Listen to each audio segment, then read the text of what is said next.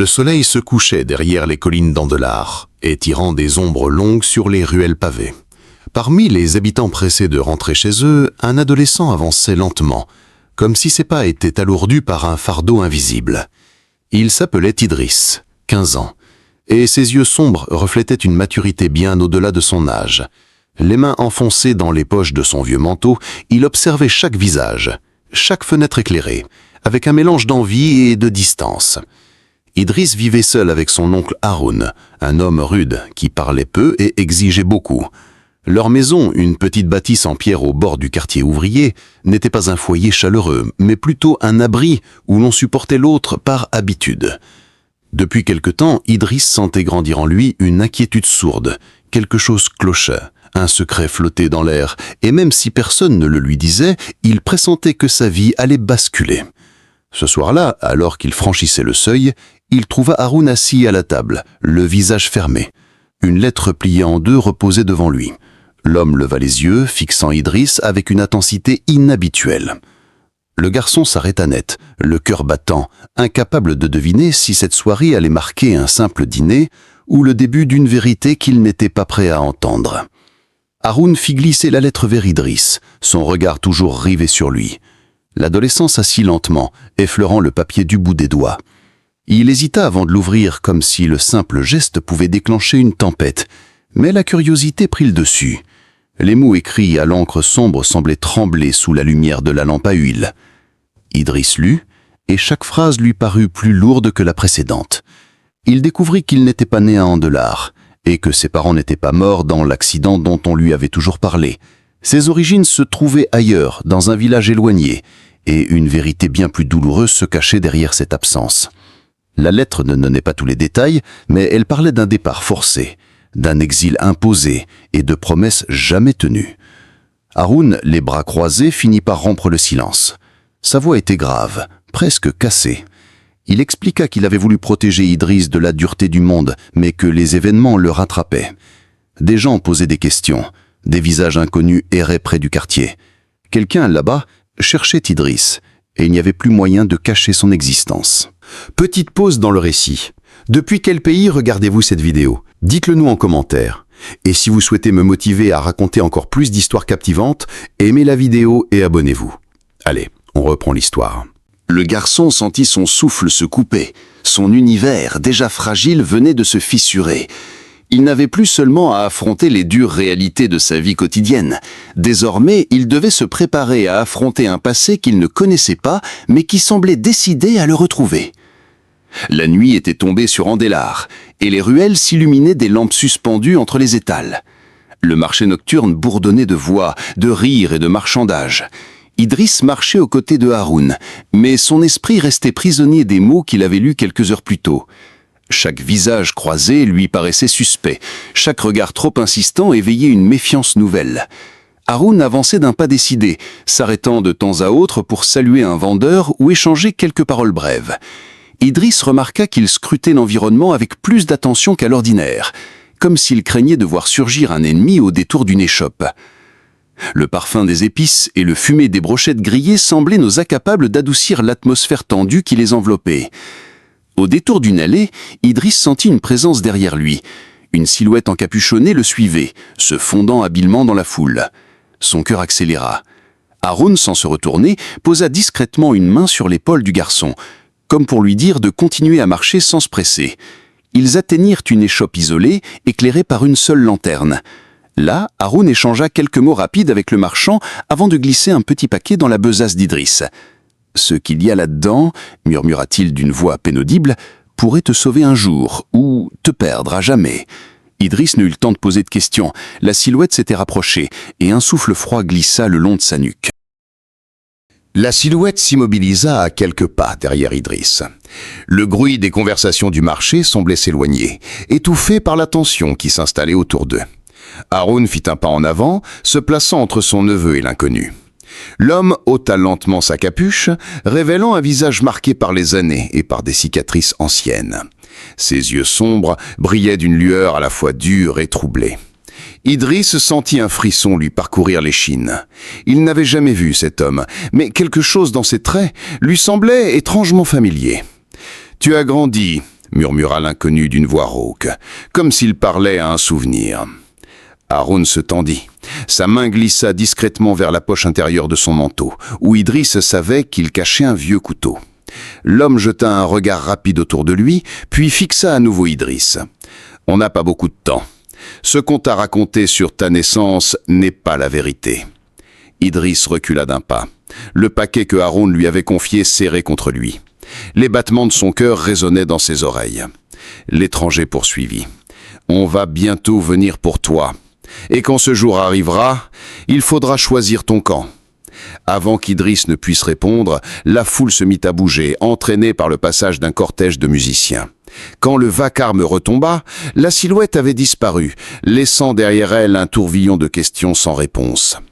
De retour à la maison, Idriss posa la besace sur la table. Haroun maroilla la porte, puis s'assit en face de lui, l'air grave. Le silence était si lourd qu'on entendait les craquements du bois sous l'effet du froid.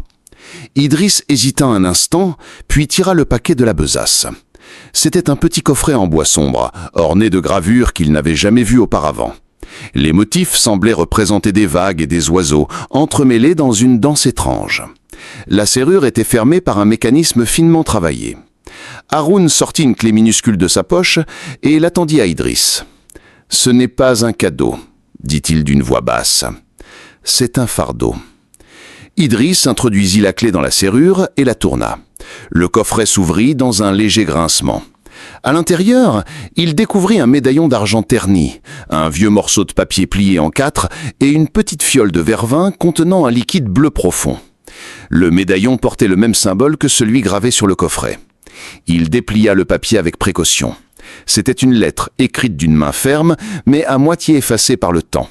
Les quelques mots encore lisibles firent battre son cœur plus vite. « Ton nom véritable ». La phrase s'interrompit brutalement, comme si l'auteur n'avait eu le temps de terminer. Idriss leva les yeux vers Haroun. « Qu'est-ce que ça signifie ?» Son oncle le fixa longuement avant de répondre.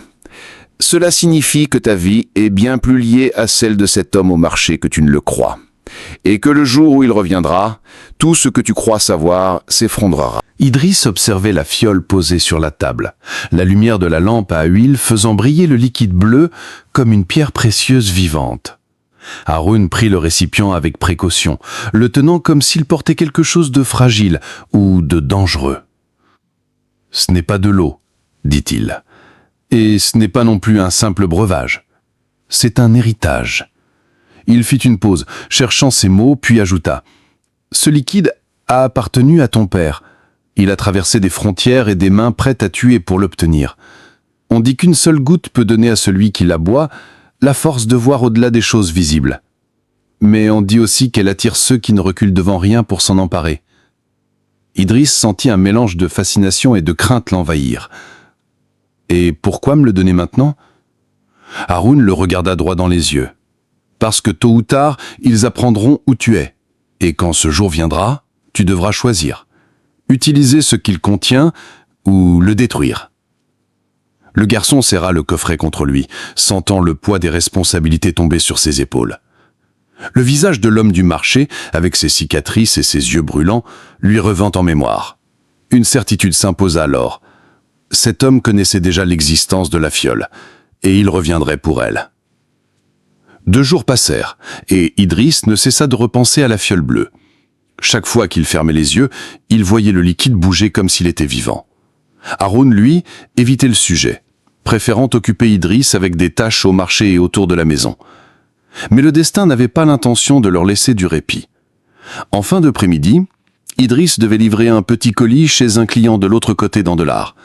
Pour y aller, il fallait traverser le vieux pont de pierre, un passage étroit suspendu au-dessus d'un canal profond. L'endroit était presque désert, seulement traversé par quelques marchands tardifs. Alors qu'il atteignait le milieu du pont, Idriss sentit une présence familière. Il leva les yeux et le vit. L'homme à la capuche, celui du marché nocturne, se tenait appuyé contre la rambarde. Cette fois, il ne se cachait pas. Ses yeux fixaient Idriss avec une intensité qui semblait le clouer sur place. « Tu as ouvert le coffret » dit-il d'un ton affirmatif. Idriss sentit son cœur s'accélérer. « Comment le sais-tu » Un léger sourire se dessina sur le visage marqué de l'homme. « Parce que c'est moi qui l'ai confié à Aaron il y a 15 ans. Et parce que ce qui s'y trouve t'appartient plus qu'à quiconque. » Il s'approcha lentement, chaque pas résonnant sur les pierres humides. « Mais écoute bien, garçon. Tu es en danger, et Haroun le sait. Ceux qui cherchent cette fiole ne reculeront pas devant le sang. » Le souffle d'Idriss devint plus court. « Qui êtes-vous » Il posa une main sur la rambarde, se pencha légèrement vers lui et murmura « Je suis celui qui a juré de te protéger, même si, pour ça, je dois affronter ton véritable ennemi. » Et avant qu'Idriss ne pose une autre question, l'âme franchit le reste du pont et disparut dans la brume du soir. Le pont de pierre avait gardé l'odeur de la brume quand Idriss rentra chez Haroun. Le garçon posa la besace, garda le coffret près de lui et raconta chaque détail de la rencontre. Haroun écouta sans l'interrompre, les coudes sur la table, le regard fixé sur la flamme vacillante de la lampe. « Tu as bien fait de ne pas le suivre, » dit-il. « S'il t'a trouvé au pont, d'autres peuvent le faire aussi. Le temps des demi-vérités est terminé. » Il se leva, fouilla dans une vieille armoire fatiguée et sortit un dossier de cuir fatigué. À l'intérieur, des découpes de journaux, des lettres froissées, un plan de la ville d'Andelard avec des annotations serrées. Il posa tout ça devant Idriss. « L'homme que tu as vu n'est pas ton ennemi. Il s'appelle Saïd Maro. Il a juré autrefois de te protéger. Celui que nous devons craindre s'appelle Kader Ndion. » Le nom coupa la pièce en deux comme une lame. Idriss le répéta en silence, sentant une inquiétude nouvelle lui serrer la gorge. Haroun poursuivit, la voix grave. Kader Ndion règne sur des affaires plus vastes que nos ruelles. Il finance des écoles privées, achète des terrains, se pavane dans les salons de la capitale, mais ses fondations cachent des murs frisés. Le liquide bleu et le médaillon que tu gardes sont des clés. Ce ne sont pas des reliques magiques, bien que la rumeur aime le croire. Ce liquide révèle ce qui demeure invisible à l'œil nu. Des encres secrètes, des chiffres dissimulés, des aveux gravés sous la surface. Haroun prit la fiole, la fit tourner à la lumière, le bleu vibra comme un ciel enfermé. Ton père a découvert il y a des années un registre parallèle. Des dons qui n'en étaient pas, des bourses qui servaient de passerelles, des contrats truqués qui siphonnaient l'argent destiné aux écoles des quartiers pauvres. Ce registre a été morcelé en 3 fragments. L'un est devenu ce papier dans ton coffret, l'autre dort, dit-on, dans un coffre anonyme, le dernier a disparu la nuit où tout a basculé. Idriss serra le médaillon, le cœur battant plus vite. « Pourquoi moi, Haroun ?»« Parce que ton nom véritable figure à côté des preuves, » souffla l'oncle. « Pas comme complice, comme témoin caché. Tu étais un enfant quand on t'a arraché à ton village et on a brouillé ta trace pour te protéger. Kader Ndion veut détruire chaque morceau de vérité. Si la fiole et le médaillon parlent, ses façades s'effondrent. » Le silence retomba. Idriss sentit alors la portée de la promesse de Saïd Maro au pont de pierre. Protéger ne signifiait pas seulement se battre, protéger c'était aussi empêcher le mensonge de gagner. Que dois-je faire ? Haroun rangea les coupures de presse, reprit le dossier et désigna une annotation sur la carte d'Andelard, près du quartier des Jardins Hauts. Il y a une école où Kader Ndion aime parader, l'Académie Valorion. Demain tu iras, pas par la grande grille, par l'arrière, là où le vieux manguier dépasse le mur. Tu y rencontreras quelqu'un qui t'ouvrira sans poser de questions. Tu lui remettras le médaillon et tu apprendras à utiliser la fiole. Là-bas, tu ne seras pas seul. Idriss hocha la tête.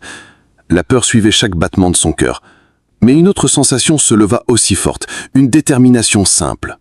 S'il était vraiment témoin, alors sa place n'était plus dans l'ombre. Et si Kader envoie ses hommes ? Alors nous irons plus vite que sa colère, répondit Haroun, et nous parlerons plus fort que son silence.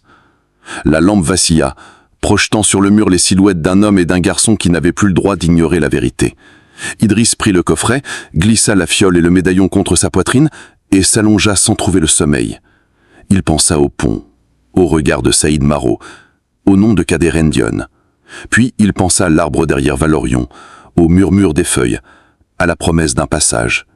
L'aube n'était pas encore levée quand il savait déjà quel chemin emprunter.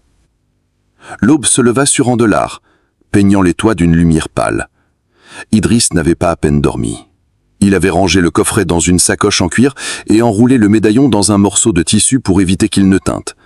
La fiole, elle restait serrée contre sa poitrine, sous son chemison. Haroun l'avait prévenu. Une fois dehors, chaque détour devait être calculé. Le chemin jusqu'à l'académie Valorion était long. Idriss évitait les grandes rues, préférant les ruelles étroites où le soleil ne pénétrait qu'en filets timides. Lorsqu'il atteignit enfin le mur de pierre qui encerclait l'établissement, il aperçut le vieux manguier dont Haroun avait parlé. Ses branches épaisses dépassaient, formant une ombre protectrice. En s'approchant, Idriss remarqua une petite porte encastrée dans le mur, à moitié cachée par des buissons. Elle était verrouillée, mais pas par une scellure classique, un système en métal poli orné du même symbole que celui gravé sur le coffret. Idriss sortit le médaillon, le fit glisser dans l'encoche, et un déclic discret résonna. La porte s'ouvrit. De l'autre côté, une cour silencieuse s'étendait. Les bâtiments blancs de l'académie se découpaient sur le ciel clair. Un parfum de craie et de bois ciré flottait dans l'air. Idriss n'aurait pas le temps de s'attarder. Une silhouette s'approchait. C'était une femme d'une quarantaine d'années, le regard vif et les cheveux noués en chignon. Elle portait un manteau simple, mais sa démarche avait l'assurance de ceux qui connaissent chaque pierre de leur terrain. « Idriss », murmura-t-elle en s'arrêtant devant lui. « Haroun m'a prévenu. Suis-moi. » Ils traversèrent la cour, longèrent une aile du bâtiment et pénétrèrent dans une petite salle à la lumière tamisée. Sur la table reposait une boîte en bois noir et un carnet usé. La femme désigna la fiole bleue. « C'est le moment de voir si tu es prêt. » Idriss sortit la fiole et la plaça au-dessus du carnet. La femme versa une seule goutte sur la première page. Lentement, des lignes invisibles apparurent. Nom, date, montant, signature. Idriss sentit son souffle se couper. C'était un registre et le nom de Kader Hendion y revenait comme un refrain. « Tu comprends maintenant pourquoi il te cherche, dit-elle. Ce que tu tiens peut mettre fin à son empire. Mais cela peut aussi te coûter bien plus que ta liberté. » Un bruit doux se résonna, comme un coup de métal contre le mur extérieur. La femme se raidit. Ils sont déjà là. Un silence lourd envahit la petite salle, brisé seulement par les pas précipités qui résonnaient de l'autre côté de la cour. Idriss sentit ses mains trembler autour de la fiole. La femme posa une main ferme sur son épaule. « Écoute-moi, » dit-elle. « S'ils entrent, tu cours par la porte derrière l'armoire. Elle donne sur un escalier secret qui mène au canal. Haroun t'y attendra. » Mais avant qu'Idriss ne réponde, la porte principale vola en éclats. 3 hommes armés entrèrent, le regard froid et déterminé. Leur manteau droit portait un discret insigne en forme de griffe. Idriss n'avait pas de doute, c'étaient les hommes de Kader Hendion. Le premier avança, un sourire ironique aux lèvres. « Remets-nous la fiole, garçon. Tu ne sais pas ce que tu tiens. » Idriss recula d'un pas, mais la femme se plaça devant lui, le bras tendu. « Vous ne passerez pas. » Un éclat métallique jaillit. Les hommes ne cherchèrent pas à parlementer. Le combat fut bref mais intense. La femme, agile malgré son âge, bloquait les coups et déviait les lames, mais ils étaient trop nombreux. Voyant l'un des assaillants se faufiler par le côté, Idriss prit une décision sans réfléchir. Il ouvrit la fiole et en versa une goutte sur le visage de l'homme le plus proche. Ce dernier poussa un cri rauque, tituba, comme s'il voyait quelque chose d'effroyable. Ses compagnons, surpris, hésitèrent un instant. « Cours !» cria la femme. Idriss se précipita vers l'armoire, la poussa de toutes ses forces et découvrit la porte cachée. Derrière lui, les voix s'élevaient, furieuses. Il dévala l'escalier étroit, le cœur battant à tout rompre. L'air humide du canal lui frappa le visage quand il aperçut Haroun, une barque prête à partir. Ils s'éloignèrent rapidement, laissant derrière eux les échos de la lutte. Idriss, assis dans le fond de l'embarcation, tenait toujours le coffret contre lui. La fiole, à moitié vide, brillait faiblement dans sa poche. Haroun le fixa, une lueur de fierté mêlée d'inquiétude dans les yeux. « Ce n'est que le début, Idriss. Tu as vu de quoi ils sont capables, mais tant que tu respires, la vérité a encore une chance. » Le jeune garçon leva les yeux vers les tours d'Andélar qui s'éloignaient dans la brume. Il savait maintenant que sa vie ne lui appartenait plus vraiment. Elle était liée à un combat bien plus vaste. Et pour la première fois, il ne fuyait pas cette idée.